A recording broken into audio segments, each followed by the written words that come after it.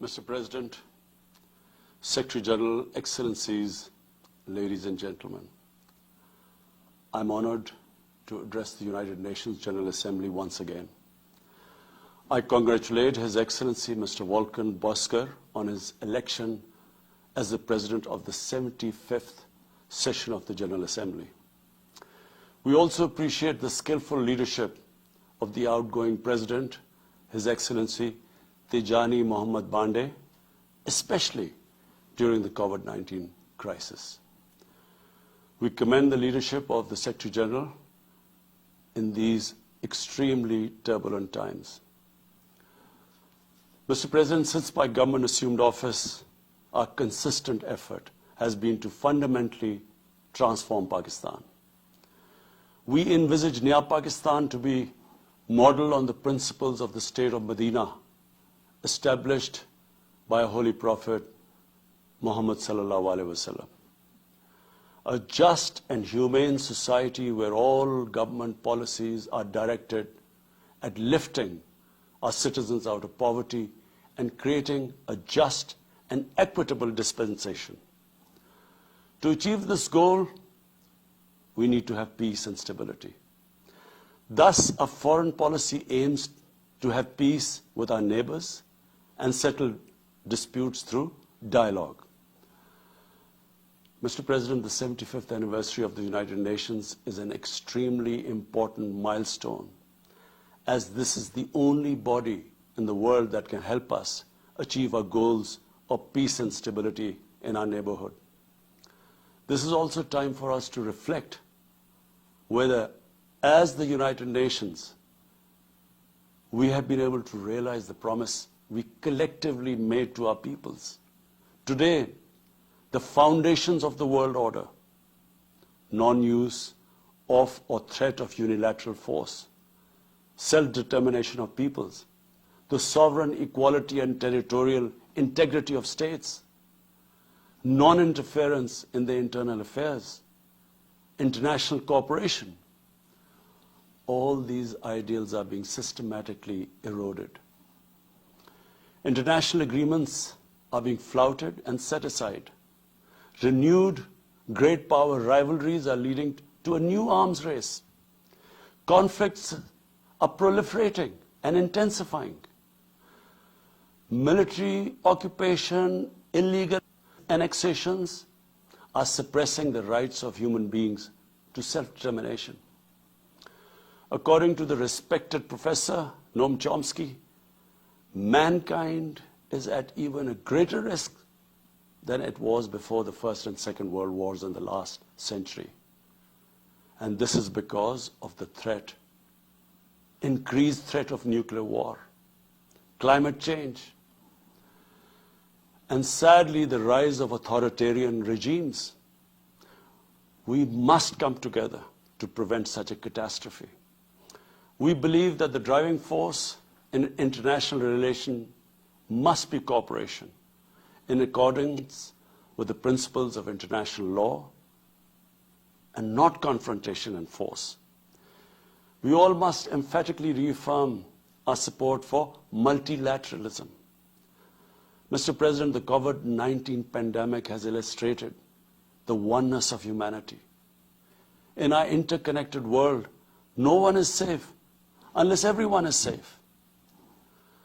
Locking down to control the pandemic has triggered the worst recession since the Great Recession in the last century.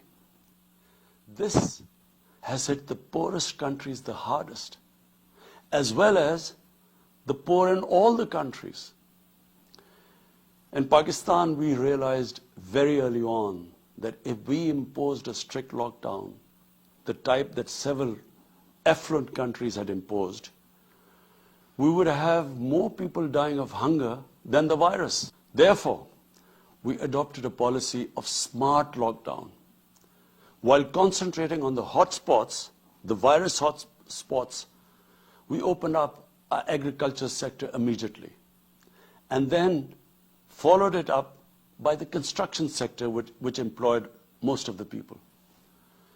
At the same time, and this is despite financial constraints, my government deployed $8 billion, unprecedented amount, for our health services, plus support the poorest and most vulnerable households with direct cash payments through SR's program, and then subsidies to the small businesses. Even though our smart lockdown was heavily criticized in the beginning, but thanks to the Almighty Allah's grace, we have not only managed to control the virus, stabilize our economy, but most importantly, we have been able to protect the poorest segment of the society from the worst fallout of the lockdown. Today, Pakistan's response is cited among the success stories in controlling and responding to the pandemic. However, we are still not out of the woods, like no country is out of the woods today. But, Mr. President, it was obvious from the outset that developing countries would need fiscal space to respond to and recover from the COVID crisis. Debt relief is one of the best ways to create that fiscal space for developing countries. Therefore, in early April, I called for a global initiative on debt relief. We appreciate the G20's official debt suspension initiative and the emergency and rapid financing offered by the IMF, World Bank, Asian Development Bank, and UN agencies.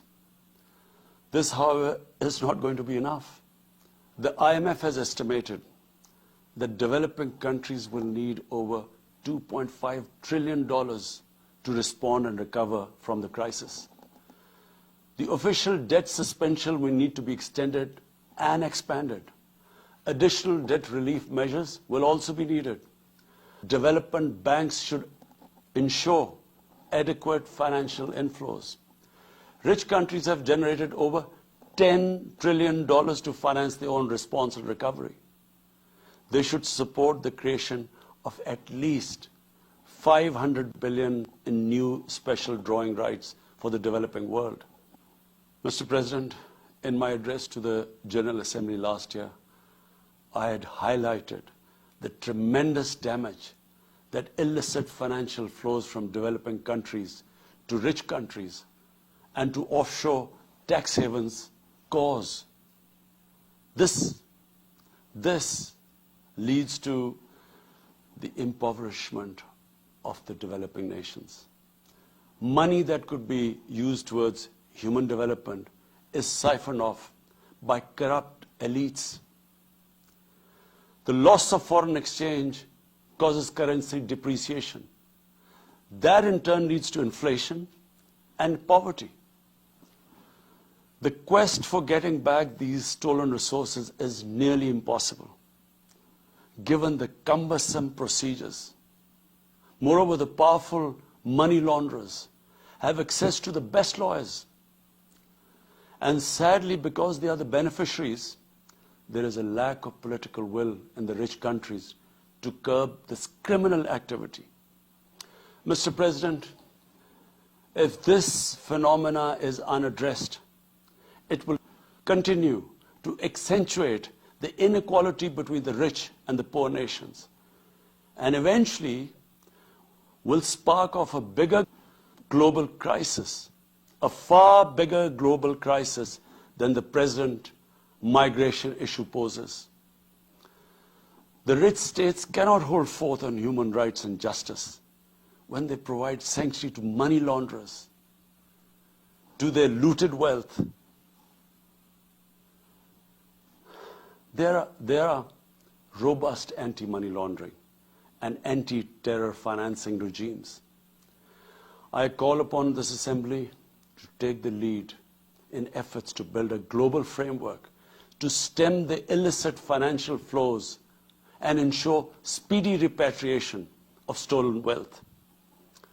It is important to realize that the aid that flows from rich countries to the developing world is minuscule compared to the massive outflows by our corrupt elites. Mr. President, this year, I must again reiterate the threat posed to mankind due to climate change.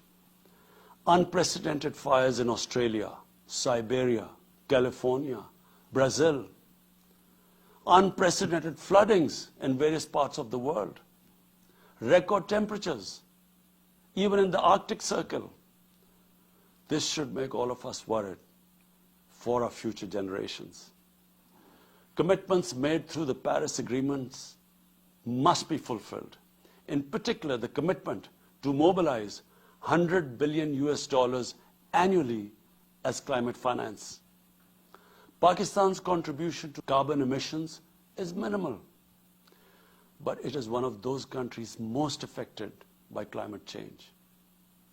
Yet, we have decided to take the lead as we consider addressing climate change a universal responsibility. We have launched an extremely ambitious program to plant 10 billion trees in the next 3 years as a contribution to mitigating the effects of climate change. Mr. President, the pandemic was an opportunity to bring humanity together. Unfortunately, it has instead fanned nationalism, increased global tensions, and given rise to racial and religious hatred and violence against vulnerable minorities in several places. These trends have also accentuated Islamophobia. Muslims continue to be targeted with impunity in many countries. Our shrines are being destroyed. Our Prophet Muhammad sallallahu alaihi wasallam insulted. The Holy Quran burnt. And all this in the name of freedom of speech. Incidents in Europe, including republication of blasphemous sketches by Charlie Hebdo, are recent examples. We stress that willful provocations and incitement to hate and violence must be universally outlawed.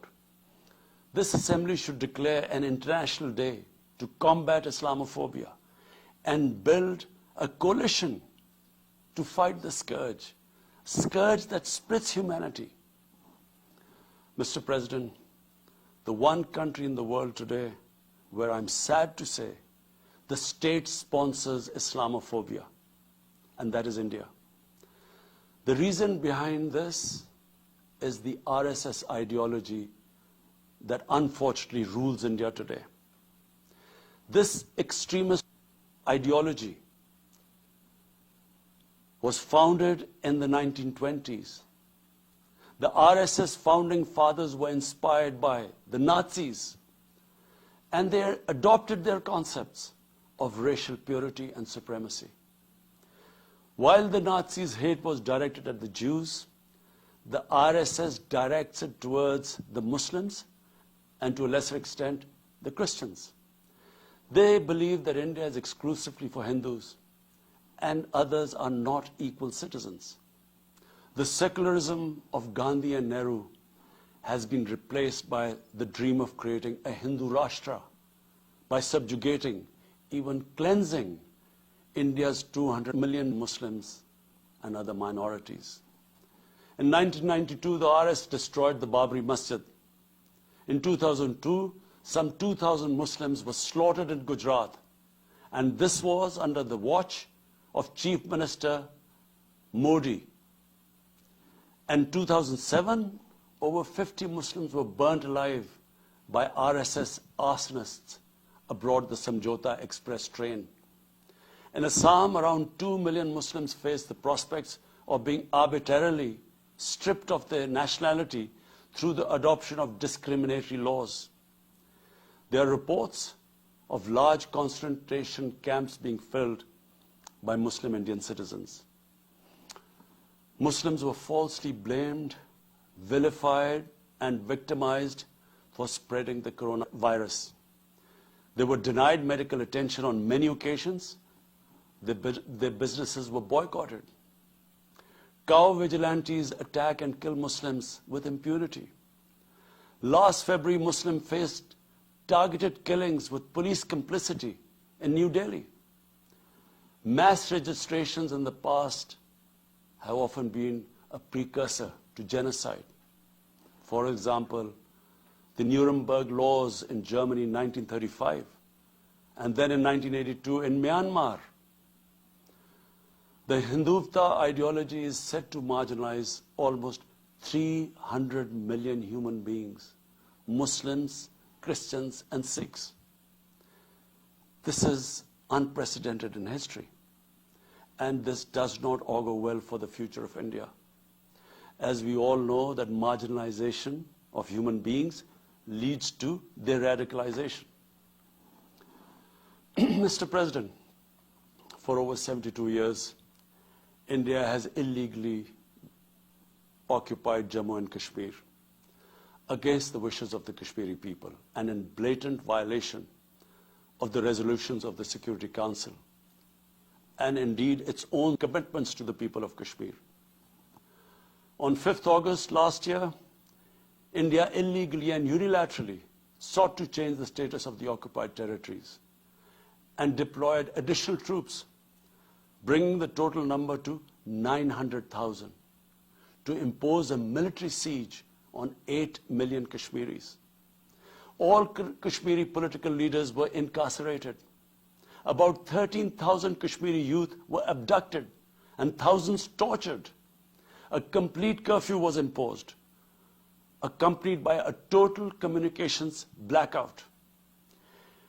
Indian occupation forces have used brute force, including pellet guns against peaceful protesters, imposed collective punishments, including the destruction of entire neighborhoods, and extrajudicially murdered hundreds of innocent young Kashmiris in fake encounters, refusing even to hand over their bodies for burial. The Kashmiri media and those daring to raise their voice are being systematically harassed and intimidated through the use of draconian laws. All of this is well documented in the reports of the United Nations High Commissioner for Human Rights, communications from the Special Rapporteurs of Human Rights Council, statements from human rights and civil society organizations. The international community must investigate these grave violations and prosecute the Indian civil and military personnel involved in state terrorism and serious crimes against humanity being perpetrated, I'm sad to say, with complete impunity. The objective of this brutal campaign is to impose what the RSS-BJP regime has itself called the final solution for Jammu and Kashmir. To this end, the military siege is being followed by moves to change the demographic structure of the occupied territory. This is an attempt to obliterate the distinct Kashmiri identity in order to effect the outcome of a plebiscite envisaged in the UN Security Council resolutions. This action is in violation of the UN Charter, Council resolutions, and international law, particularly the 4th Geneva Convention.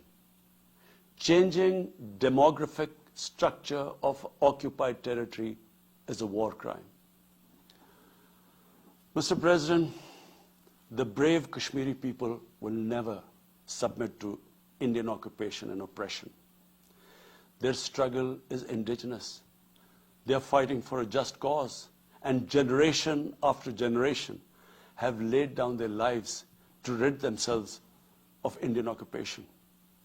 The government and people of Pakistan are committed to standing by and supporting the Kashmiri brothers and sisters in the legitimate struggle for self-determination.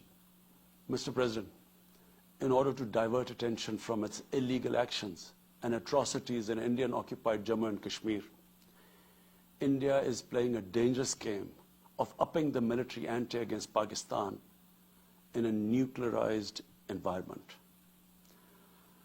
Despite constant Indian provocations and ceasefire violations along the line of control and the working boundary, targeting innocent civilians, Pakistan has exercised maximum restraint. We have consistently sensitized the world community about a false flag operation and another ill-conceived misadventure by India. My parents, Mr. President, were born in the colonial India, and I was the first generation that grew up in an independent Pakistan. I want to make it clear that any attempt by the fascist, totalitarian, RSS-led Indian government to aggress against Pakistan will be met by a nation that will fight for its freedom to the end. Mr. President, there will be no durable peace and stability in South Asia until the Jammu and Kashmir dispute is resolved on the basis of international legitimacy. Kashmir has been rightly described as a nuclear flashpoint. The Security Council must prevent a disaster conflict and secure the implementation of its own resolutions, as it did in the case of East Timor. The Council has considered the situation in Jammu and Kashmir 3 times in the past year. It must take appropriate enforcement actions. It must also take steps to protect the Kashmiris from an impending genocide by India. Pakistan has always called for a peaceful solution. To this end, India must rescind.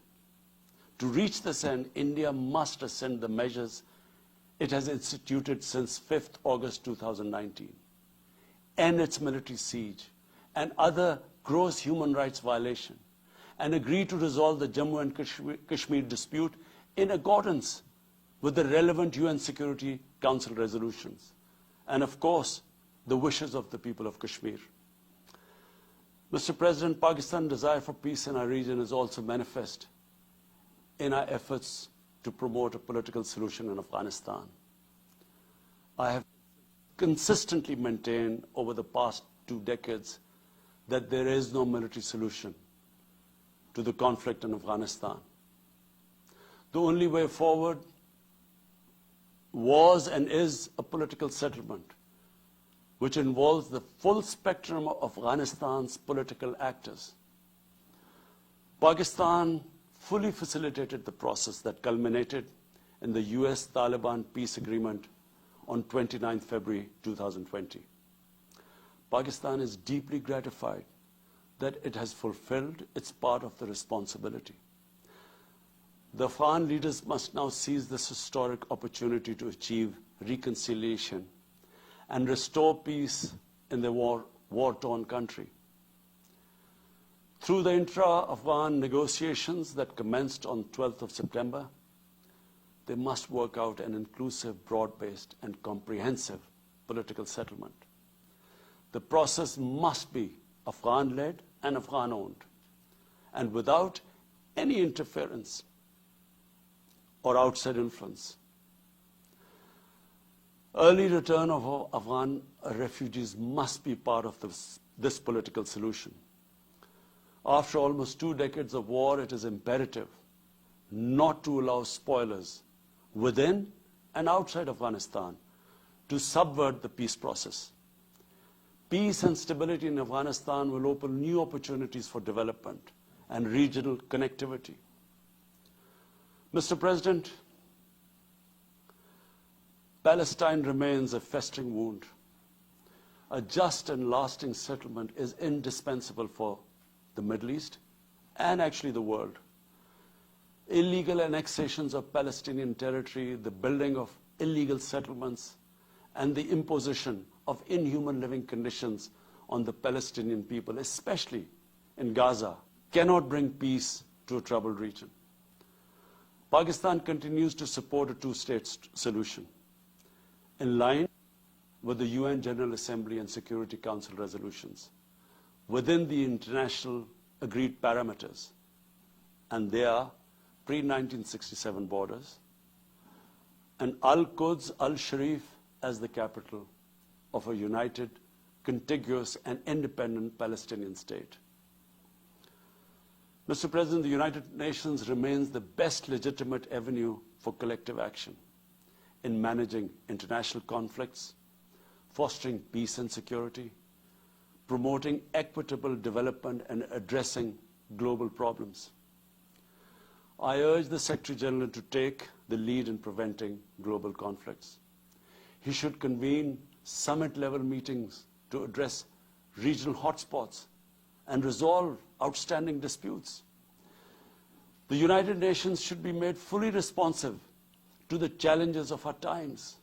A comprehensive reform of the United Nations, including the Security Council, is essential to promote greater democracy, accountability, transparency, and efficiency.